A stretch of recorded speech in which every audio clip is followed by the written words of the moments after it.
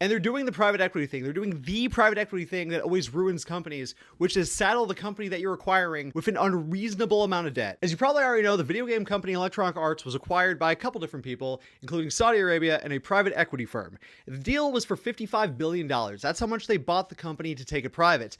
But $20 billion of that is debt that EA itself has to take on. I am far from the best person to explain how this works, but the gist is this. The company who is being acquired takes out a loan and puts themselves in debt by a certain amount of the buyout price, and they give that to the company that's going to be acquiring them. This lowers the amount of money that the private equity firm who's acquiring the company has to put up in cash. The shareholders who are getting bought out don't care because they still get their full payout in cash. And the private equity firm doesn't care because they just got a discount, in this case $20 billion, and they're not on the hook for paying back the debt.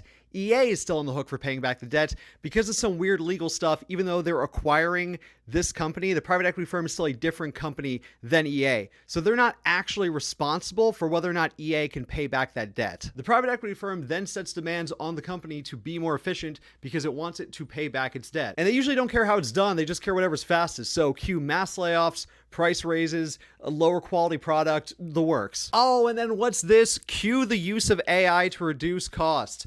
Right on cue. From the private equity's perspective, this is a win-win from them because either the company pays back its debt, continues to be a profitable and successful company, and makes the money for years on end. Or the company is crushed under the weight of its debt, and then the private equity firm sells it off for parts. In the case of EA, that would look like selling off IPs to other companies, selling off any buildings if they actually own any of the property that their offices are in, selling off any other proprietary technology, things like that. And then they would have EA declare bankruptcy. It's the bank's problem now, and the private equity firm walks off to select their next victim. And the real casualties of this process will be the hundreds of people who get laid off, the consumers will be nickel and dime the entire way through, and the quality of the games released up to that point will almost certainly decline. Look, I know the state of EA games is already not in a great place. They already weren't putting out the best work. Their microtransactions were already crazy.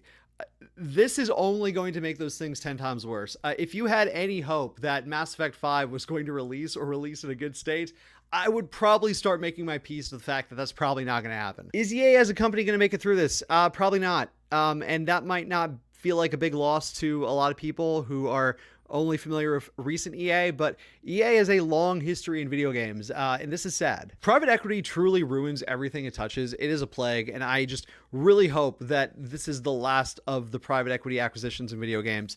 I hope this isn't a sign of what's to come, but we'll have to wait and see. To end on a kind of positive note, let me know in the comments what your favorite EA project was. For me, it was the original Mirror's Edge and Catalyst. I love both of those. I have really good memories of them. If you haven't already, give me a follow.